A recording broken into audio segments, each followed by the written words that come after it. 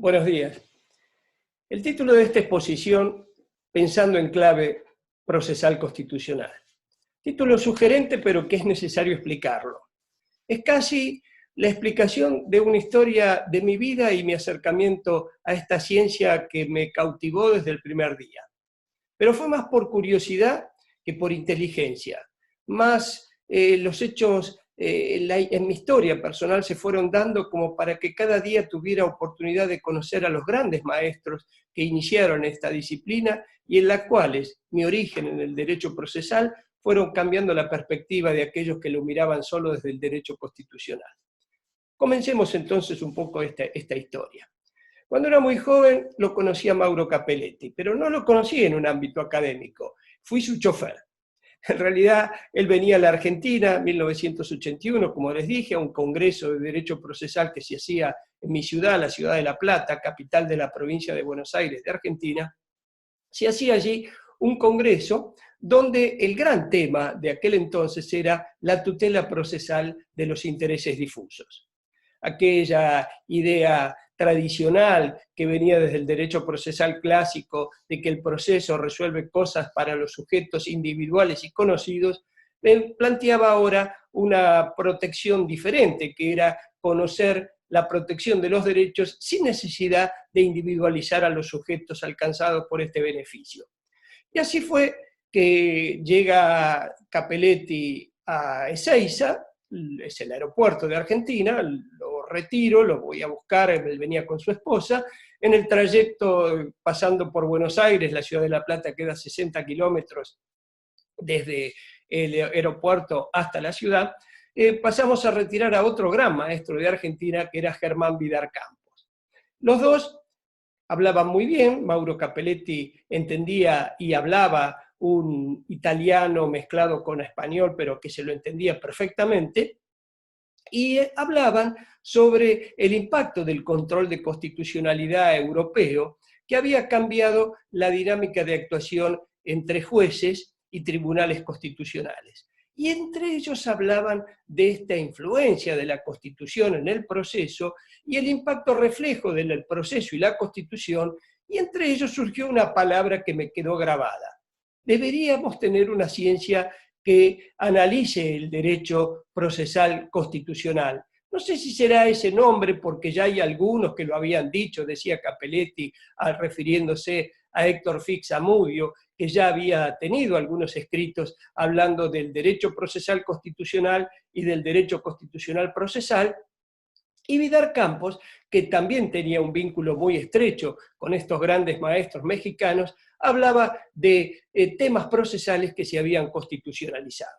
Ahí llegó la curiosidad y mi primera participación en ese congreso tenía poco que ver con este tema porque en realidad yo estaba en otra comisión, pero me sirvió para tener un estrecho contacto a partir de ese momento, sobre todo con Germán Vidar Campos. Mi maestro en realidad era Augusto Mario Morelo, un hombre del derecho procesal, pero que siempre había estado en la vanguardia y en la innovación.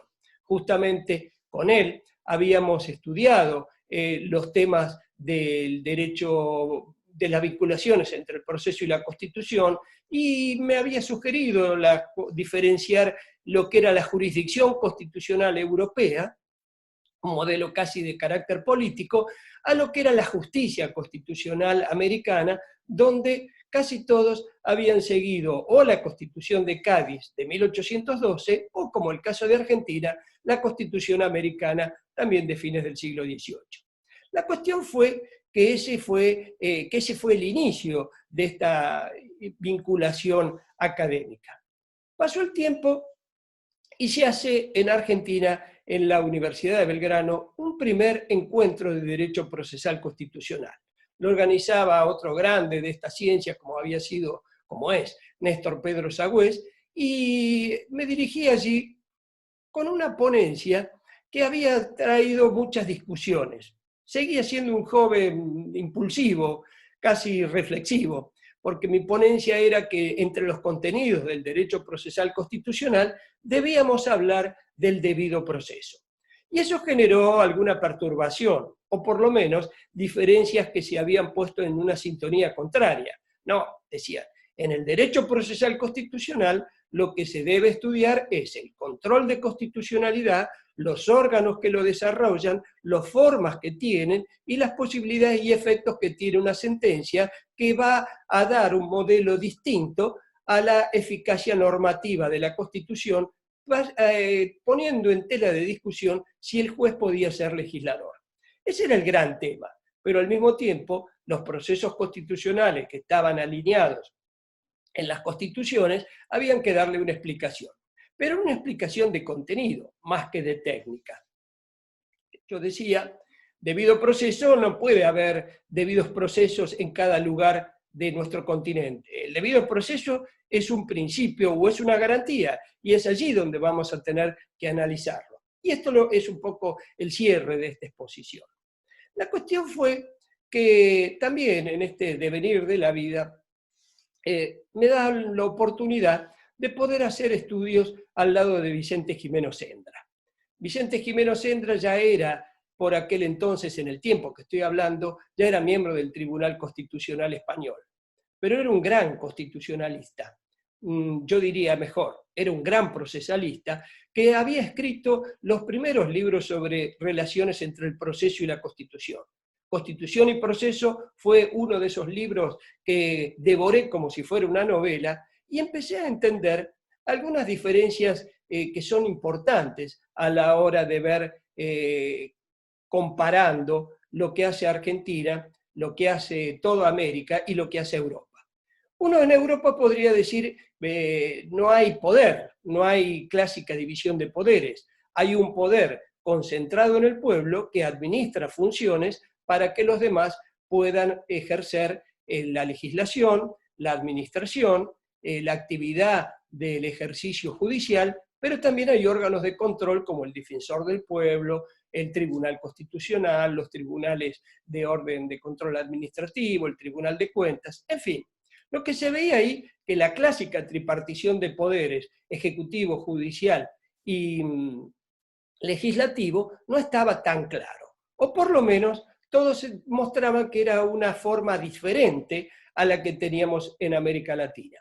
En América Latina, en cambio, no había duda de esos tres poderes, y de esos tres poderes afincados en la idea de que cada uno tenía una función, pero al mismo tiempo controlaba al otro. Ese self-restraint del derecho americano, la autorrestricción, que significa esa contención de no invadir el campo ajeno, significó un mecanismo del control de constitucionalidad que, siguiendo la Constitución americana, como lo ha hecho Argentina, solamente resolvía el caso concreto. No había posibilidades de interpretar más allá del caso porque se corría el riesgo que una sentencia con expansión de la cosa juzgada, el famoso erga omnes para todos, podía significar que si es así, claro, se parece mucho a una ley, porque si es para todos, ¿cómo va a cambiar el modelo desde la interpretación de una sentencia, convertir a esa sentencia en una cuasi ley o en un modelo legislativo a partir de la sentencia? Ese entonces era el conflicto esencial de ese tiempo. Pero la historia podía mostrar dos escenarios muy distintos. Lo que había pasado con Europa, cuando a fines del siglo XIX se desarrolla la idea constitucional, tener normas de una vez y para siempre, que den previsibilidad, que den certeza, aunado con el tiempo de la codificación, todo fue amparado por ese auge notorio del positivismo, si no está escrito, no está en el mundo, y ese positivismo que convirtió, según la teoría de Kelsen, a que la Constitución fuera la norma fundamental.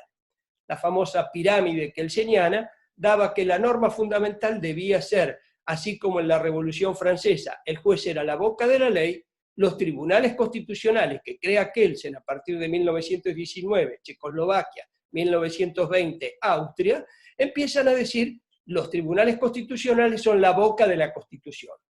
No era el modelo de 1803 de Marbury versus Madison, que el juez era intérprete de la Constitución.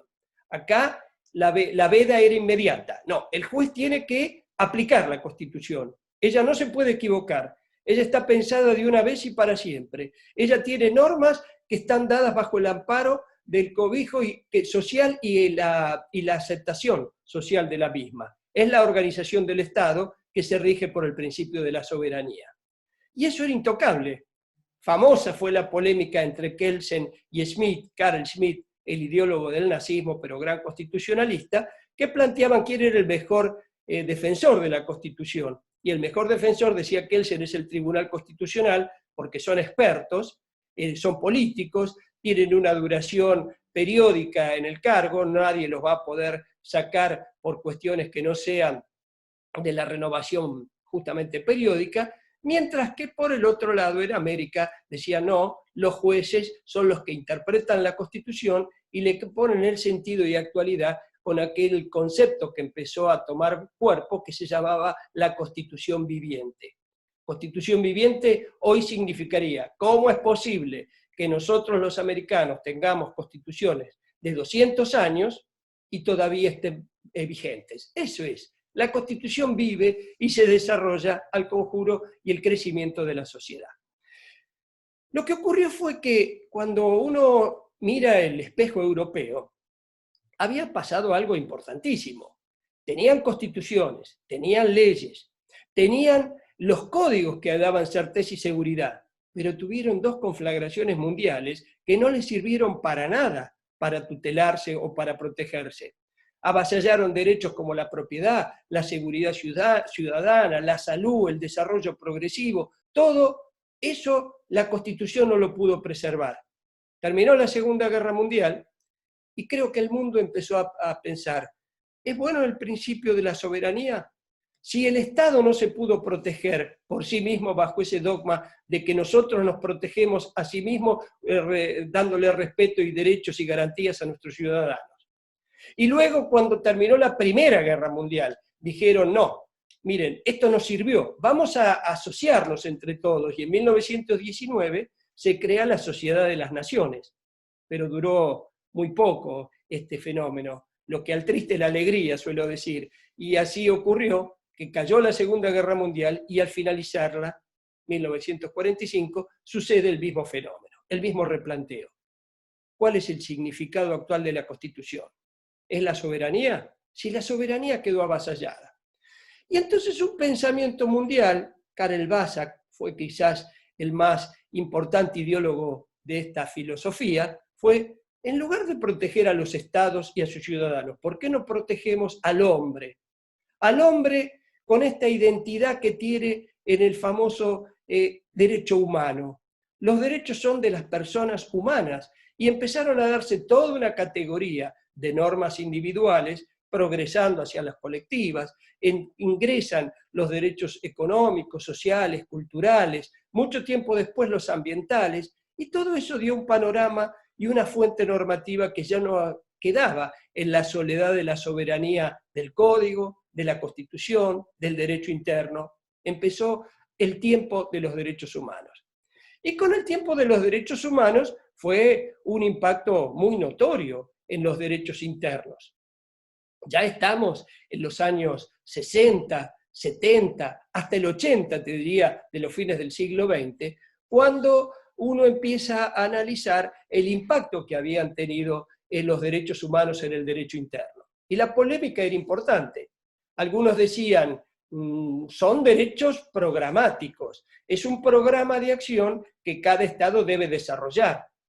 Pero ahí estaban los teóricos sensatos y razonables como Germán Vivar Campos, que decía, si están en la Constitución o si están en tratados y convenciones internacionales a los cuales cada Estado se ha adherido, estos derechos humanos son derechos directamente operativos que no necesitan de reglamentación.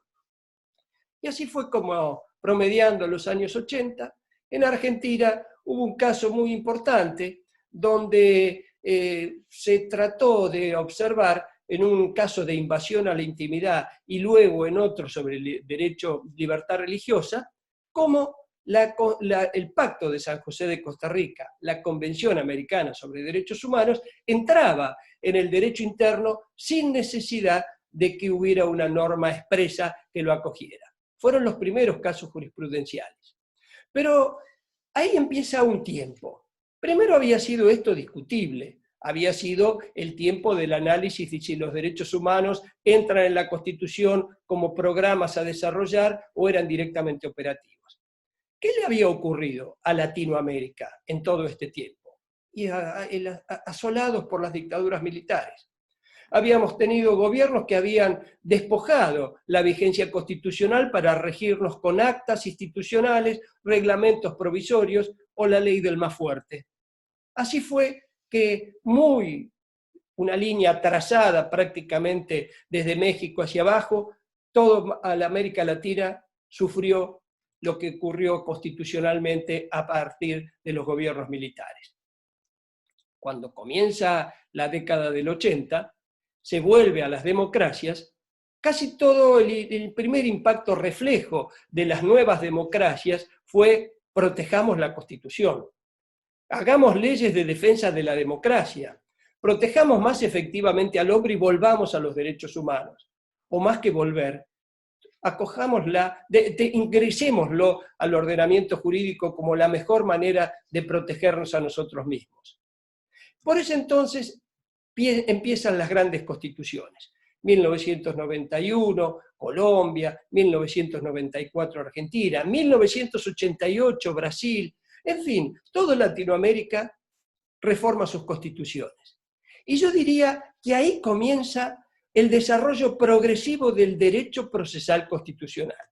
Si bien los derechos humanos habían sido ese muestrario, como el vademecum, de cómo se vincula la Constitución con el proceso, cómo se deben desarrollar los procesos constitucionales, cuáles son las garantías mínimas que se deben tutelar. Y la idea, justamente, de algunos procesos en todo este tiempo, fue que la persona, el afectado, debía protegerse de la autoridad pública. Y la autoridad pública, cuando vio que el individuo, a partir del juicio de amparo, empezó a cuestionar sus actos y sus hechos, las vías de hecho legislativa, empezaron a ponerle restricciones. Y ahí hubo dos modelos. El modelo mexicano de 1914, que amplió desde el amparo dándoles distintas posibilidades de actuación, hasta la restricción mayor, que era en Argentina, que solamente procedía cuando fuera extraordinario, contingente, en fin, una línea de absoluta restricción. Pero volvamos al punto actual. ¿Dónde nos encontrábamos? Empiezan las constituciones nuevas a ingresar un modelo de control de constitucional que antes no estaba. Miraron a Europa y dijeron, a ver, ¿cómo es esto de los tribunales constitucionales? ¿No sería mejor que a la Constitución la proteja el que más sabe, el más experto, el que no esté afectado por cierta imparcialidad o ausencia de independencia absoluta, para lo cual tenemos que generar los mejores mecanismos para integrar los tribunales constitucionales? Y así, desde Guatemala, prácticamente toda Latinoamérica, salvo Argentina, todos asumieron un formato del Tribunal Constitucional, o para mejor expresarnos, del modelo concentrado de control de constitucionalidad. Algunos empezaron por los tribunales de garantías constitucionales, pronto devenidos como cortes para darles la máxima jerarquía, la última palabra, el cierre del conflicto constitucional. Así ocurrió, por ejemplo, en Guatemala y también ocurrió en Ecuador. En fin, lo cierto es que todos eligieron un modelo. Salas constitucionales, la famosa Sala Cuarta de la Corte de Costa Rica, también las salas del Tribunal Supremo de Venezuela, las que tienen en Paraguay, las que tiene Brasil, las que tiene Uruguay. Están también los tribunales constitucionales del modelo chileno, del modelo peruano. Están también las cortes constitucionales autónomas y como órganos de cierre de la justicia constitucional, como son los casos de Ecuador y de Colombia. Pero ahí ven ustedes un ejemplo clarísimo de cómo lo constitucional, lo procesal constitucional, empieza a cobrar una autonomía distinta a partir de una explicación muy simple y sencilla. ¿Dónde hay procesal constitucional? En el desarrollo de los tribunales constitucionales.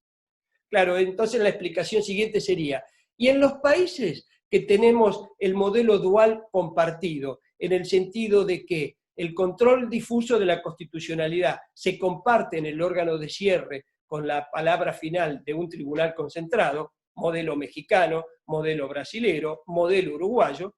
Allí, ¿qué pasa? ¿El juez anterior no es constitucional y solo es constitucional el órgano de cierre? Pues bien, esa discusión llevó a tener que analizar si esa relación entre proceso y constitución era tan lineal como se veía o había algo más. Y en el algo más aparecían reglas, principios, valores que había que tomarlos.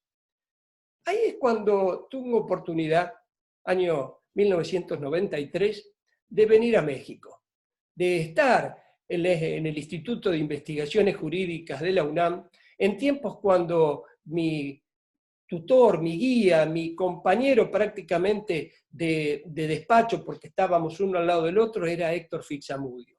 No voy a olvidar jamás esas conversaciones matinales donde tanto aprendí, tanto oía y solamente muy poquito opinaba porque habíamos bajado los tenoles de la soberbia argentina propia. Pero bueno, fue un tiempo de gran aprendizaje. Salió un libro de aquella experiencia, El Derecho Procesal Constitucional y los Derechos Humanos, Vínculos y Autonomías. Era un interrogante que nos planteábamos con el maestro Fix cuando él me decía, hay que buscar un poco la naturaleza jurídica de todo esto que están surgiendo de las sentencias de la Corte Interamericana. Porque desde las sentencias de la Corte Interamericana uno va fijando estándares. Y decía, pero ¿cuál es el funcionamiento de la Corte? ¿Es un órgano que depende de la acusación que haga el Ministerio Público del sistema, como es la Comisión? ¿Es un procedimiento de tipo administrativo, donde hay una investigación preliminar y después una sanción a través de un proceso sui generis, como es el que hace la Corte? Y si fuera un procedimiento de tipo punitivo o similar al procedimiento penal, ahí venían las cuestiones. ¿Dónde está el cuerpo del delito en los desaparecidos? ¿Dónde está la presunción de inocencia que debiera aplicarse al Estado si uno utiliza esta garantía? ¿Dónde está la regla del juez natural si dijéramos que es el tribunal apropiado para juzgar a los militares, los propios militares? Eso demostraba que no se podía regir con el tándem específico de las normas procesales o de las garantías constitucionales el funcionamiento de un nuevo modelo, y un nuevo modelo que tenía un impacto notorio, porque las sentencias de la Corte Interamericana de Derechos Humanos establecieron estándares. Y los dos primeros estándares que se crean son justamente el derecho a la verdad y el derecho a que todo el Estado deba investigar. Y en el Estado están los jueces. Y ahí se cae entonces uno de los pilares de aquello que había sido la costumbre de analizar al proceso judicial como una lucha entre partes. Ya lo había planteado Savigny en el siglo XVIII. El proceso es una lucha entre partes y pelean con un arma que se llama derecho, pero eso significaba que no iba a ganar el que tuviera el mejor derecho, sino que fue el que fuera el más hábil, el que tuviera más destreza, el más fuerte. Y eso generó entonces una réplica inmediata en que el proceso como lucha podía ser explicado para reglas y principios, por ejemplo, los de la Ley de Enjuiciamiento Civil Española, que caen en el año 2001, cuando comienza a regir una renovación importantísima, y el otro modelo, que era mantener el activismo judicial que se había generado en el Código Italiano de 1940-1942, puesto en práctica cuando allí empieza la influencia de Chiovenda, el creador del derecho procesal, y en sus discípulos, Calamandrei, Carneluti y Redenti, que redactan este código vigente en Italia del 42, donde establecen al menos muchos principios nuevos. Pero había dos o tres que eran muy importantes. El primero, para mí, el derecho a la verdad. El juez tiene el deber de esclarecer la verdad de los hechos controvertidos. Luego, el deber de actuar las partes con lealtad, probidad y buena fe. No más la pelea, no más la lucha. Se trataba de actuar bajo reglas de buena fe, lealtad hacia la contraria, probidad en lo que se dice, buena fe en las actuaciones. Ese fue un cambio copernicano, y después hubo reglas que cambiaron y establecieron otro tipo de valores, donde uno de los principales fue el poder de dar expansión a la cosa juzgada a través de un modelo nuevo que podía ser similar al que tenía el Tribunal Constitucional, que era la sentencia de efectos erga omnes. En este estadio estamos con las primeras 3 sentencias de la Corte Interamericana. 1994 el caso, 1997 las 3 sentencias que incluyen el derecho a la verdad y el derecho de todo, el deber de todo funcionario de investigar para saber lo que pasó. Y ese no era un derecho de solo quienes litigaban, era un derecho de todos aquellos a quienes habían protagonizado. Ahí entonces es cuando empiezo a elaborar una teoría propia sobre el derecho procesal constitucional. Lo publiqué en México, en este libro. El Tratado de Derecho Procesal Constitucional, que se publica en la editorial Porrúa y que lo prologa Eduardo Ferrer MacGregor, mi querido amigo. Y él pone en el prólogo del libro: a este libro, bien pensado, bien diseñado, que podrá ser discutible en algunas ideas, por ejemplo, en la construcción de la sentencia constitucional, una polémica que no viene al caso refrescarla en este momento, pero él dice algo que después me significó una nueva obra, que me dice: falta un tomo tercero. El tomo tercero es el derecho procesal transnacional, que forma parte de ese vínculo inescindible entre el proceso y la Constitución. Y en ese vínculo entre proceso y constitucional nace este derecho procesal transnacional que me llevó a esta nueva obra, ya más adelante, el Tratado de Derecho Procesal Constitucional Latinoamericano, que, publicado por la editorial La Ley en Argentina y replicado también en otros lugares de Latinoamérica, me significan explicar por qué el lenguaje del derecho procesal constitucional, la cabeza para resolver un conflicto, no puede ser jamás trabajado sobre los principios, valores y ni siquiera las reglas del derecho procesal. Y esto es un error latinoamericano. El error de que primero arreglamos con la Constitución, después dictamos las normas reglamentarias y de todo lo que no nos sirva, y bueno, para eso está el Código Procesal. No, no se puede hacer así. ¿Por qué? El derecho procesal se construye con 3 pilares: la jurisdicción, el rol de los jueces en el proceso; la acción, el rol que tienen las partes en el proceso; y el proceso, que es la regla técnica o la máxima garantía. Porque yo podré tener códigos, leyes, derechos humanos, convenciones internacionales que me van fortaleciendo cada día más, pero si no tengo un proceso donde reclamarlo, no tengo nada. Y eso lo dijo la Corte Interamericana. En los estados de emergencia, en los estados de excepción, podremos tener las máximas restricciones, pero siempre se debe conservar el amparo y el habeas corpus. Son los 2 procesos máximos que nosotros no podemos clausurarlos en ningún momento. Y fíjense entonces los cambios. En el derecho procesal, la jurisdicción es el rol de los jueces.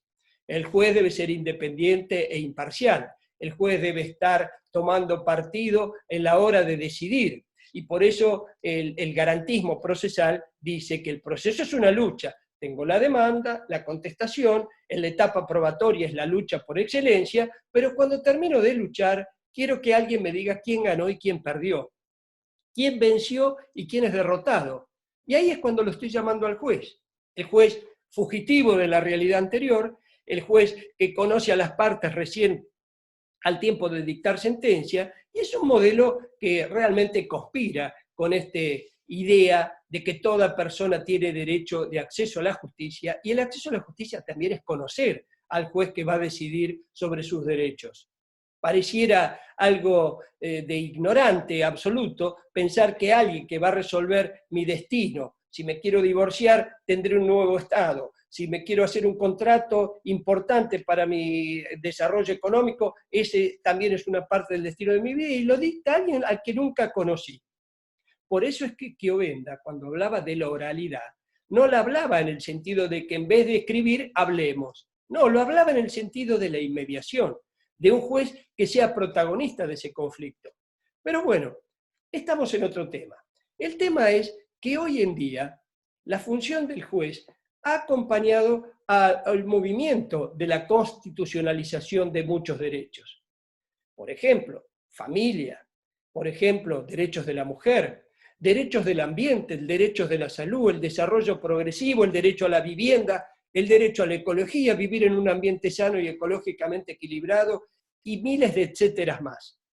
Aquí lo que tenemos es un juez que debe actuar en una función nueva, ya no dirimente, ya no alguien que ganó y alguien que perdió, ya no, como dicen en francés, el trancher le conflit, el que transa el conflicto lo resuelve y se olvida. No, acá hay un juez comprometido con un tiempo al que la gente acude porque tiene confianza en ellos. Y ese juez le obliga a estar desde la puerta de entrada del proceso para ver quién pide, qué es lo que pide, si es proponible lo que está desarrollando y si es posible hacerlo. Hay un ejemplo que suelo dar en clase y que es testimonial de lo que yo quiero significar en el cambio de los principios. En un proceso común uno se maneja con el principio dispositivo. El dispositivo significa que el actor es el dueño de los hechos porque los aporta al proceso, lo que no dice no está en el ámbito de la congruencia porque lo que no está firmado o dicho no entra en el ámbito litigioso. El juez debe resolver secundum allegata et probata, según lo alegado y probado por las partes, y la sentencia hará una res judicata pro veritate habetur. La cosa juzgada hará verdad solo para quienes son partes en el proceso. Y este modelo, propio del proceso como lucha, hoy cambia. Supongamos que esa persona que pide y lleva los hechos dice: señor juez, quiero que mi hija se divorcie de mi yerno, porque está todo el día fuera de su casa, trabajando, no atiende a los niños han quedado abandonados, uno de ellos tiene tratamiento psicológico y el otro ha hecho abandono del colegio y está propenso a las drogas. Qué grave lo que está diciendo. Un juez del garantismo, acomodo la exposición para decirlo que no todos, pero que sí podrían decir: señor, usted no es la cónyuge, usted no tiene legitimación para obrar, usted no es la dueña del derecho, de manera que archívese el expediente y ocurra por donde corresponda, que por supuesto no le van a decir por dónde es, porque el costumbrismo judicial suele decir eso que vaya por donde sea, porque nunca indican dónde es ese lugar donde uno lo manda. Pero bueno, la idea es que otro juez, un juez actual, un juez que está con un tratado y convención sobre los derechos del niño, dirá: no, pero acá hay intereses superiores del niño. Acá a este niño hay que protegerlo. Y no es que el juez vaya y lo abrace y le diga: quédate tranquilo que yo estoy para custodiar y preservar tus derechos, porque ahí sí perdería la imparcialidad. Pero ese juez tiene que activar un mecanismo de intervención del abogado del niño, del Ministerio Pupilar, del organismo que cada estado tenga para la protección de niños, menores y adolescentes, para que de esa manera tenga la protección que se merece. ¿Qué cambió? Un principio típico: ne proceda iudex ex officio. No puede el juez de oficio promover una causa. Pues acá lo hizo. ¿Y qué pasa con el juez del amparo ambiental o del derecho ambiental, el que debe prevenir los riesgos de contaminación? En un momento como el que estamos viviendo en estas horas, un juez que trabaja ex facto tratando de analizar los problemas de aquellos enfermos que no tienen derecho a una muerte digna, aquellos que no han podido ver a sus familiares, aquellos que quedan encofrados dentro de sus domicilios sin una asistencia familiar. Ese juez que resuelve ese problema ex facto está bien, pero también hay justicia preventiva. También hay cosas que se pueden hacer. También puede haber un amparo destinado a proteger a nuestros médicos, enfermeros y sanitaristas para que tengan defensas adecuadas, ya sean en ropa o en medicamentos, pero son los que nos están protegiendo la vida. Quiere decir que ahí hay otra función judicial. Hay una función protectoria, hay una función anticipatoria, hay sentencias que pueden ser anticipadas y hay un cambio que no se explicó en el derecho procesal. Es que el derecho procesal no lo permite. Sí lo permite el vínculo entre la Constitución y el proceso. ¿Qué pasa con la acción? La idea siempre ha sido que se protege a la persona dueña o titular de la relación jurídica. El dueño del derecho es el que tiene derecho a estar en el proceso. Pero desde que aparecieron los derechos de incidencia colectiva, en aquella historia contada al comienzo, ustedes ven cómo se despersonaliza y hoy ya no se necesita ver al afectado, porque el afectado puede ser el derecho. Cuando uno habla de la contaminación ambiental, de la preservación del patrimonio cultural, de la defensa de lo artístico, ahí, ¿quién es el beneficiado? El derecho. O los grupos que trabajan en ese sector, pero no necesito individualizarlos, porque al que efectivamente voy a proteger es al derecho. Se cambia justamente la filosofía de protección. ¿A quién protejo? ¿A las personas o a los derechos? Yo diría, los procesos constitucionales protegen a los derechos. Por eso no me importa el principio dispositivo, por eso no me importa la legitimación para obrar, pero sí me importa la representación adecuada de los grupos, me importa la afectación del bien común y me importa expandir la cosa juzgada, ya no como una verdad para las partes, sino como un derecho a la verdad para toda la sociedad. Y ahí es donde aparece este cierre, el proceso como única garantía, y eso tiene una sola palabra, el debido proceso. El debido proceso no puede ser para México, para Guatemala, para El Salvador, para Panamá, para Venezuela, en fin, para todos no puede ser diferente.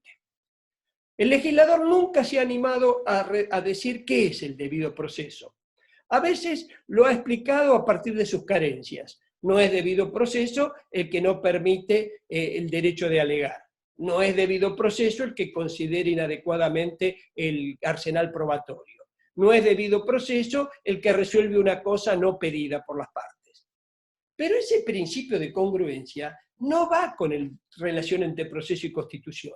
Miren en un ejemplo lo que yo les quiero magnificar de cómo no se pueden tratar con reglas bilaterales, contradictorias, carga de la prueba, efectos de la cosa juzgada solos para las partes en un proceso de inconstitucionalidad. Alguien dice, esta norma es inconstitucional, por los hechos que sean. El otro le dice, el Estado o el que lo defienda, no, esta norma piensa en el sentimiento general, en el beneficio colectivo, en algo que está pensado para la generalidad y no para el individuo que puede estar individualmente afectado. Y luego viene el juez, y si utilizara el esquema clásico del proceso de entre partes, debiera resolver conforme lo alegado y probado por la parte. No es así. En un proceso constitucional, el juez tiene que oír la posición de una parte, que alega el hecho lesivo o el acto lesivo, la posición del otro, que puede ser una autoridad o un particular que va a resistir esa interpretación, y ahí llega el juez para cumplir la máxima obligación constitucional que tiene: controlar la constitucionalidad de las leyes, fiscalizar la convencionalidad, que significa que si no está en la Constitución, está en los tratados y convenciones sobre derechos humanos, y él no está obligado ni al principio de congruencia, porque si encuentra que la norma es inconstitucional, pero que tiene otros argumentos, los puede utilizar. Y si no quiere entrar en conflictos de poderes o en controversias constitucionales, porque sacar de inmediato una ley, por ejemplo, que sea de contenido patrimonial y afecte los intereses del Estado, puede trabajar con ese modelo de sentencias nuevos como son las sentencias atípicas, la sentencia exhortativa, la sentencia que le dice, mire, encontré que esta norma es inconstitucional, mire, le voy a dar un tiempo para que la legislatura, el órgano administrativo que corresponda, prepare un nuevo proyecto, pero no le voy a dar la vida entera, le voy a dar un tiempo, y es una sentencia sujeta a condición. Una sentencia sujeta a condición que puede tener modalidades para desarrollarlo. También, en un libro mío de México, La teoría de la sentencia constitucional, el número 112 de la colección de la Biblioteca Porrúa de Derecho Procesal Constitucional, desarrollo todos estos modelos de sentencias, en los cuales voy a abreviarlo por el tiempo de esta exposición. En pocas palabras, ahí tenemos un modelo de por qué el derecho procesal constitucional, el debido proceso forma parte de esto y por qué tenemos que pensar en clave de derecho procesal constitucional porque la justicia no es para dos, es para todos. Y el derecho procesal constitucional se ocupa justamente de eso, de ser la vía más importante para que todos nos sintamos protegidos. Muchas gracias.